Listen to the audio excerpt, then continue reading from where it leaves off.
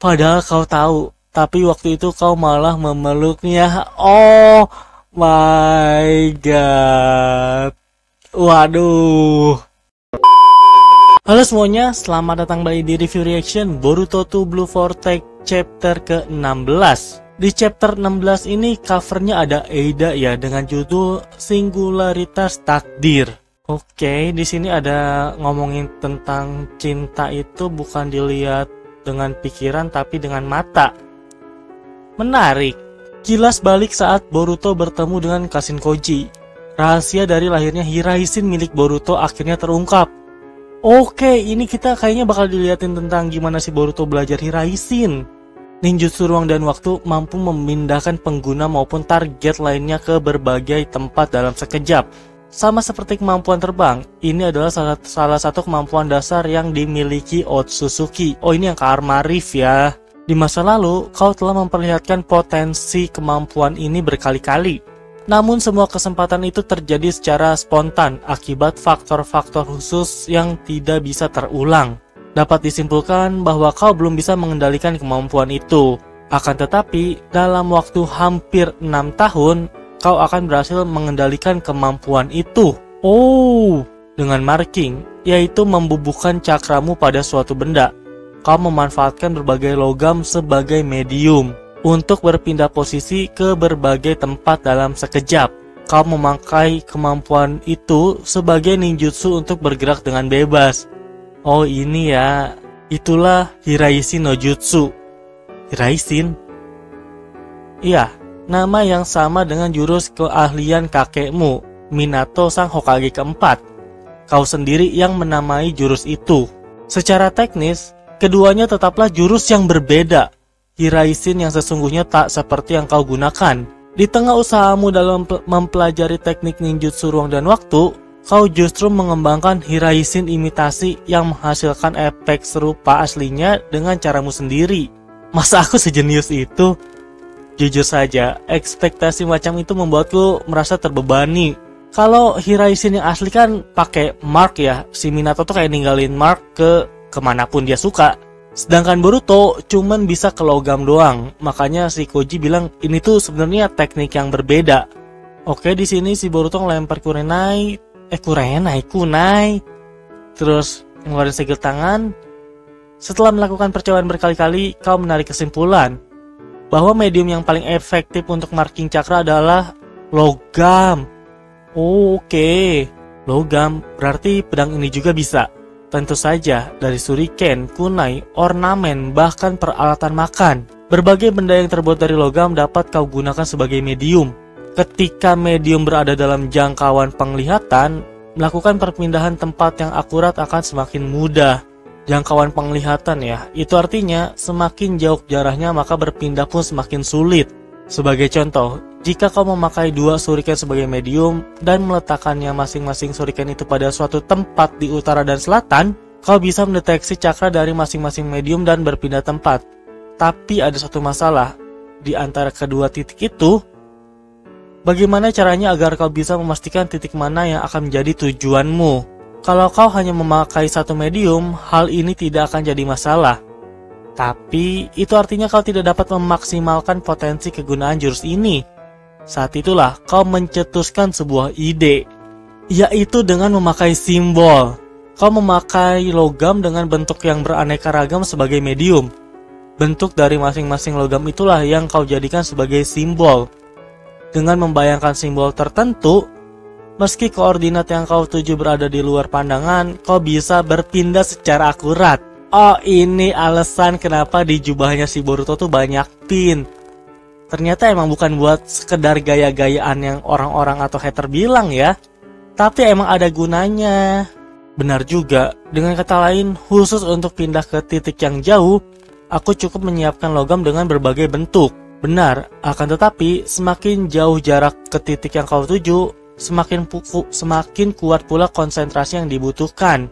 Intinya semakin jauh semakin sulit. Aku harus banyak berlatih.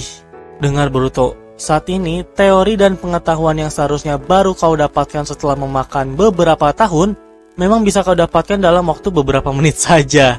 Tapi pengetahuan hanya sebatas informasi. Jangan lupa bahwa untuk menguasai Hiraishin sepenuhnya, dibutuhkan ketekunan yang luar biasa dalam mempelajarinya. Oh, ini si Boruto langsung Hiraishin anjir. Tak usah khawatir, aku akan terus berlatih. Lagi pula masih banyak hal lain yang harus dilakukan. Anjir, langsung dipraktekin secepat itu. Kalian lihat deh, awalnya si Boruto kan di samping Kashin Koji nih lagi ngobrol, tiba-tiba udah ada di atas yang ada kunainya. Oke, kita balik ke markas lagi nih. Apa maksudnya? Kalau sudah tahu jalan menuju masa depan yang baik dan buruk, bukankah lebih baik kita beritahu yang lainnya juga supaya mereka mau bantu? Dengan begitu semua akan berjalan dengan lancar kan? Ironisnya, semakin banyak orang yang tahu, maka semakin besar pula kemungkinan masa depan akan berubah. Begitu mengetahui apa yang akan terjadi di masa depan, kita tak akan bisa bersikap seperti sebelumnya. Hasilnya, masa depan bisa mengalami percabangan yang kompleks. Dan alurnya akan semakin sulit untuk diprediksi. Bener juga sih. Kalau itu terjadi, maka membaca situasi dengan Jito pun jadi tak ada gunanya. Ingatlah bahwa mengetahui apa yang akan terjadi di masa depan, hal baik maupun buruk, dapat mengubah masa depan itu sendiri. Semakin banyak masa depan yang diketahui seseorang, maka akan semakin menyimpang dari garis takdir. Ia akan menjadi eksistensi menyimpang yang merusak stabilitas masa depan. Ya, ini singularitas. Oh, ini judul chapternya nih. Untuk menuju masa depan yang ideal, semakin sedikit yang tahu justru semakin baik. Tugas kita sebagai singularitas takdir adalah memandu orang-orang menuju masa depan yang lebih baik dari balik layar. Kita, sama sepertiku, kau pun telah menjadi singularitas takdir. Soalnya mungkin karena dikasih tahu sama Kashin Koji itu sendiri ya. Cepat atau lambat, itu juga berlaku untukmu yang telah menyaksikan informasi ini, Eida. Oh, ternyata si Eida udah tahu dari dulu, anjir. Soalnya kan si Eida emang suka ngawasin Boruto ya. Singularitas takdir ya. Oh, ternyata ini si Eida tuh lagi ngelihat rekaman masa lalu Boruto sama Kashin Koji ya. Makanya dia baru tahu sekarang. Bagaimana Eida, apa kau tahu sesuatu? Sepertinya Boruto memang punya alasan tertentu yang membuatnya tidak bisa bicara banyak pada kalian. Kurasa dia begitu agar kalian tidak perlu terlibat dalam bahaya. Oke, si Eida pinter sih. Soalnya kan si Kashin Koji dari tadi udah bilang ya, semakin sedikit yang tahu, semakin baik. Makanya pas di sini si Eida tuh nggak ngejelasin yang sebenar-benarnya. Mungkin memang begitu, tapi dia selalu saja menanggung semuanya seorang diri. Konoha juga sama saja, padahal sudah jelas Konoha dan Boruto punya musuh yang sama. Tapi Konoha tetap menganggap Boruto sebagai musuh. Kalau begitu, setidaknya kita harus membantu dia. Lalu, sekarang Boruto ada di mana? Sarada, oke. Mungkin Boruto tidak ingin orang-orang tahu. Meskipun kita secara terang-terangan membela Boruto, bisa dibilang kita sama sekali tidak tahu informasi penting apapun tentangnya. Nice, tapi kalau dipikir-pikir lagi, justru karena kita tidak tahu, makanya kita masih bisa bergerak dengan bebas di dalam desa. Menurutku, saat ini yang harus menjadi prioritas kita bukanlah mengejar Boruto. Tapi ketua kelas juga lihat sendiri kan, kalau tidak hati-hati, nyawanya dalam bahaya loh. Melawan musuh seperti mereka seorang diri, dia terlalu gegabah. Bagaimana kalau itu terjadi gara-gara kita ada di sana? Menarik. Maksudmu, tidakkah seharusnya kau coba pahami sedikit perasaan Boruto? Apa kau pikir dia memilih bungkam karena itu yang dia inginkan? Di dunia ini ada hal-hal yang tidak bisa kita bicarakan meskipun kita sangat ingin membicarakannya. Apa kau tak pernah membayangkan betapa beratnya hal itu? Let's go! Bukan hanya perasaan Boruto, tapi juga perasaanku. Apaan ini anjir? Kau sudah tahu kan bahwa aku menyukai Boruto.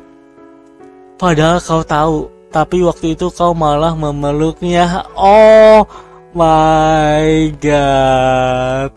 Waduh.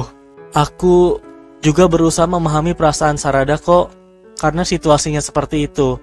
Wajar kalau Sarada berbuat begitu. Tapi Sarada sendiri bagaimana? Apa waktu itu sewaktu memeluknya di depan mataku, meski hanya sesaat, apakah memikirkan perasaanku? Oh my god. Oke, Eida kayak, kenapa nih Eida nih? Suasananya jadi tegang begini. Saking tidak enaknya, aku tidak bisa berkutik sama sekali. Tapi ini seru banget. Ayo lanjutkan dong. Maaf ya, aku juga bingung. Kenapa aku jadi membicarakan hal seperti ini? Padahal ini bukan saat yang tepat untuk membahasnya. Sarada langsung kayak, aduh. Oke Inco. Oh, cabut si Inco. Tunggu dulu ketua kelas. Mau sampai kapan kau memanggilku seperti itu? Oke. Soalnya si Sarada nih gak pernah manggil nama Sumire dengan Sumire ya. Selalu Inco gitu, ketua kelas. Eida, ini si Kamaru. Aku minta waktumu sebentar. Ada yang perlu kubicarakan. Apa maksudnya ini? Bukankah dia melakukan kontak berkali-kali dengan kalian? Oh, ini daimyo-nya anjir udah tua banget ya.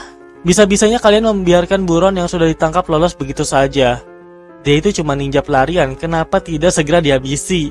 Lagi ngobrol sama tetua. Kami mohon maaf yang sebesar-besarnya. Cepat ringkus dia dan cabut nyawanya. Kalau kalian tidak bisa, akan koper tanggung jawab itu pada orang yang lebih pantas. Tuan Daimyo, Anda tidak perlu khawatir. Kami pasti akan menghabisinya sesuai keinginan Anda. Sebenarnya, aku lebih memilih untuk tidak bicara empat mata seperti ini denganmu. Soalnya kalau melihatmu, otakku tidak bisa berpikir dengan cepat. Soalnya terpengaruh sama omnipotence-nya. Aku tidak ingin tim sensor mencuri dengar. Lagi pula, aku senang melihatmu salah tingkah, lebih menarik hati. Lalu, bagaimana situasi di Suna? Oh, pengen tahu situasi di Suna ya? Sayang sekali, tapi situasinya sesuai prediksimu. Manusia pohon dewa yang baru telah lahir. Namanya Ryu, yang menjadi modelnya anak dari Sunagakure, Shinki. Sial. Lalu targetnya adalah Kazekage, Gara. Saat ini, dia dalam kondisi aman karena tersegel. Tapi Ryu bisa membuka segel itu. Mungkin karena segelnya berasal dari jurus milik anak itu sendiri. Tetap bahaya ya. Kalau kita tidak segera mengatasi Ryu, nyawa Gara dalam bahaya. Aku akan segera mengirim utusan ke Sunagakure. Ngomong-ngomong, yang kau lihat itu adalah gambaran peristiwa beberapa jam yang lalu. Bukan dalam waktu nyata. Maksudnya? Di antara anggota mereka, ada satu yang merepotkan. Saat aku mengamati mereka dengan Senrigan, dia malah balik menatapku. Gua lupa mulu nama yang Ego Bug. Dia bisa melakukan hal seperti itu. Kemampuan macam apa itu? Entahlah, tapi dia membuatku merinding. Aku takut dia akan berbuat sesuatu kalau aku terus mengamati mereka. Karena itu, maaf ya, sebisa mungkin aku tidak mau mengamati mereka dalam waktu nyata. Aku mengerti, kau tak perlu memaksakan diri. Tidak dalam waktu nyata pun tak apa. Setiap ada informasi baru yang kau dapatkan, tolong laporkan padaku. Lalu ini soal Boruto. Kau yang mengaturnya kan? Kau memanfaatkan Mitsuki supaya Boruto bisa kabur. Aku tidak tahu apa yang kau maksud. Pakai pura-pura bodoh segala. Jangan khawatir, aku tak akan mengadukannya pada orang-orang Konoha kok. Kalau posisimu terancam, aku juga jadi tidak nyaman. Dan yang terpenting, aku tak ingin merepotkan Boruto. Yang barusan abaikan saja. Aku hanya bicara sendiri. Oke. Tadinya si Eida tuh mau ngasih tahu informasi tentang Boruto sama Kashin Koji ya. Tapi pada akhirnya setelah lihat perkataan Boruto, setelah inget-inget lagi, Eida ini kayak mengurungkan dirinya. Soalnya kan di sini bilang gak ingin merepotkan Boruto. Karena kalau ya itu balik lagi, semakin banyak orang yang tahu, bisa jadi tidak terprediksi kedepannya tuh bakalan kayak gimana. Setidaknya untuk saat ini, Kawaki juga setuju untuk bekerja sama dengan Boruto. Jika kalian ingin mengatasi para pohon dewa, lebih baik kalian tidak mengganggu mereka. Eida, ini masih soal Boruto. Dia punya kolaborator misterius. Apa kau pernah melihatnya? Sebelumnya, dia pernah melakukan kontak denganku dalam bentuk katak. Aku pernah merasa melihat katak itu. Kashin Koji, benar kan? Anjir! Shikamaru dengan 1000 IQ-nya. Analisis yang bagus, Shikamaru Nara. Benar, seperti yang kau katakan. Dengarkan baik-baik dan tak usah bertanya. Aku hanya akan menyampaikan intinya saja. Konohamaru, Sarada, Mitsuki, utuslah mereka bertiga ke negara angin. Nyuruh tim 7 ya? Dan siapa? Kashin Koji ada bareng Eida anjir, tiba-tiba munculin diri. Ryu atau Matsuri pasti akan muncul di lokasi tertentu. tak tertutup kemungkinan keduanya akan muncul bersama. Bekerja samalah dengan dua shinobi Suna untuk menjatuhkan mereka. Tunggu dulu, apa maksudnya? Tolong jelasin. Beri aku alasan yang masuk akal. Woi, gue udah bilang gak usah banyak tanya. Kalau mereka bertiga meragukan arahan itu, memikirkan alasan yang mampu meyakinkan mereka adalah tugasmu. Satu lagi, jangan biarkan Himawari keluar dari area Konoha. Jura sedang mengincarnya.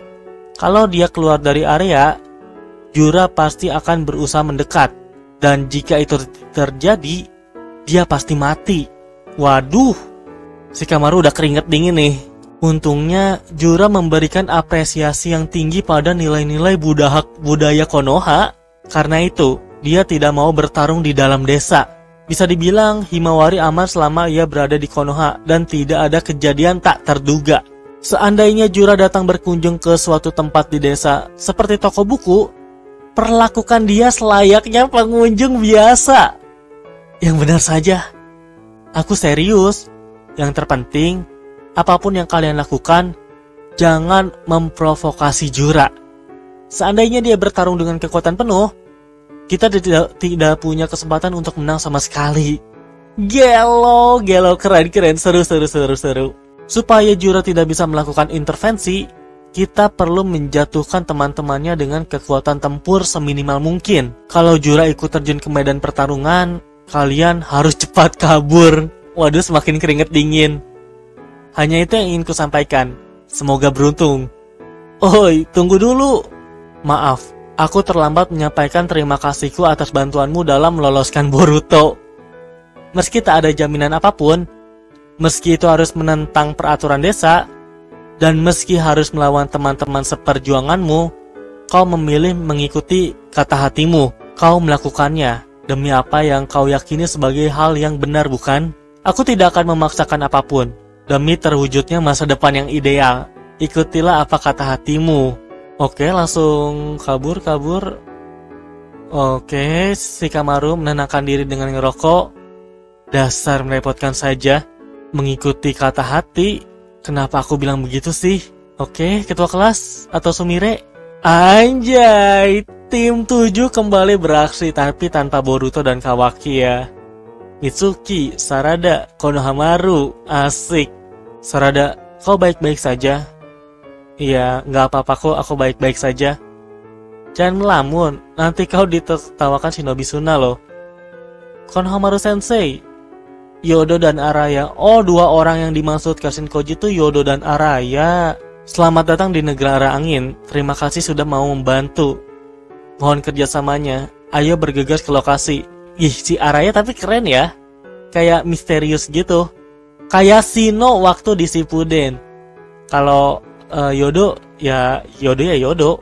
Di area bebatuan pilar itu, berdasarkan info yang kudengar, koordinatnya di sekitar situ. Sensei, dari mana Hokage ke-8 mendapat informasi itu? Entahlah, beliau bilang dari sumber terpercaya. Jujur saja aku pun masih sangsi. Yo, lama tidak jumpa. Gayamu sekarang terlihat jauh berbeda. Itu selera cowokmu ya. Bukan kok. Oh, kalau benar juga tak apa loh. Anjay. Gue baru sadar Sarada pakai ikat kepala ya. Ada, itu manusia pohon dewa. Oh, Ryu dan Mitsuri. Apa ini katak? Lah ini kataknya Kashinkoji anjir.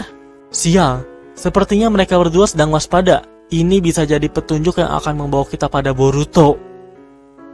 Para shinobi Suna dan Konoha maju menantang dua manusia pohon dewa dengan kemampuan tidak terduga. Oh my god, apa yang bakalan terjadi anjir? Berlima ngelawan Matsuri sama si Ryu. Dan ya, itu dia reaction untuk chapter 16 dari Boruto to Blue Vortex. Jujur, episode ini seru banget karena bisa dibilang episode ini tuh pembuka untuk arc baru ya, yaitu arc-nya Suna.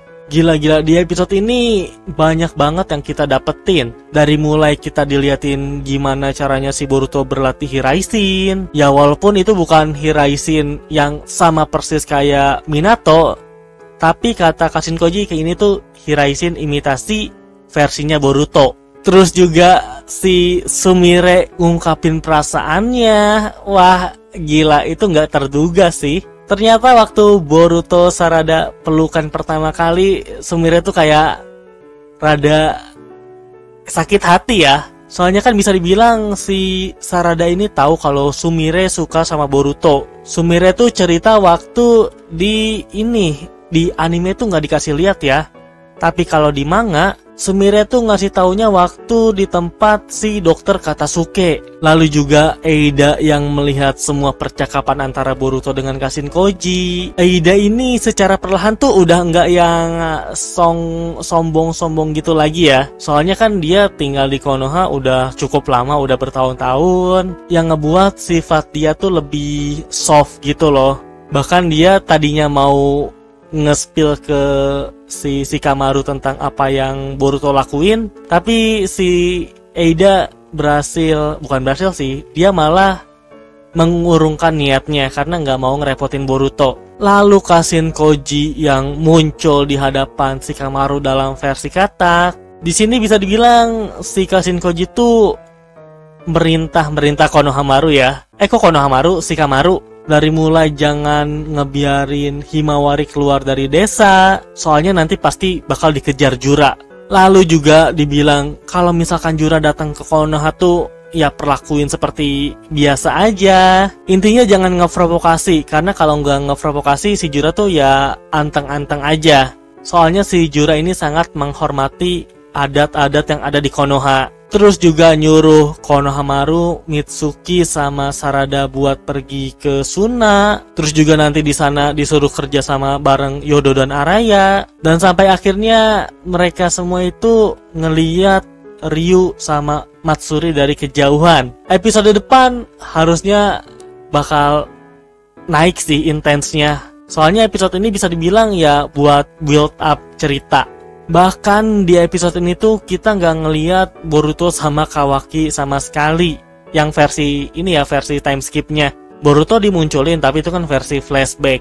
Oh iya, bahkan gue juga lupa ya bilang kalau akhirnya si Eida tuh ngasih tahu ke Shikamaru, Kawaki sama Boruto bakal bekerja sama loh buat ngelawan pohon dewa. So far chapter ini seru banget ya. Menurut gue build up-nya bagus sih, seriusan bagus banget. Jadi cukup penasaran, bahkan gak sabar lihat chapter berikutnya. Oke, jadi kayaknya cukup segitu aja untuk review reaction Boruto to Blue Vortex chapter 16. Sekali lagi terima kasih banyak buat yang udah menonton dan sampai berjumpa di video-video berikutnya. Bye bye.